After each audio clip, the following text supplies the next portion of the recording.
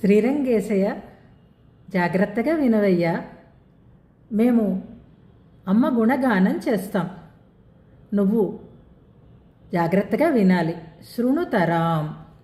నీకంటే బాగా చెప్తాం, అయినా నీకు కోపం రాకూడదు. ఎందుకంటే ఆమె వైభవాన్ని చెప్తే నీకు ఆనందమే కదా. ఆ ఆనందం అతిశయించాలి. ఎలా అంటే చెవులతో వింటావు, కానీ కనులు వికసించాలి. కనులలో ఉండేటటువంటి కనుపాప కదలాడాలి. అది సుఖతరళం కావాలి. ఆ వైవస్యం మాకు కానరావాలి. అంతేనా? చాలదయ్యా. తనువు ఉప్పొంగాలి.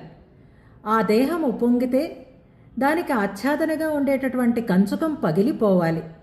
మళ్ళీ మళ్ళీ మళ్ళీ మళ్ళీ ఆచ్ఛాదన సమర్పిస్తున్నా అది పగిలిపోతూనే ఉండాలి. తనువు ఉప్పొంగిపోతూనే ఉండాలి. అలా వినాలయ్యా అమ్మ గుణకీర్తనాన్ని అంటారు భట్టర్వారు.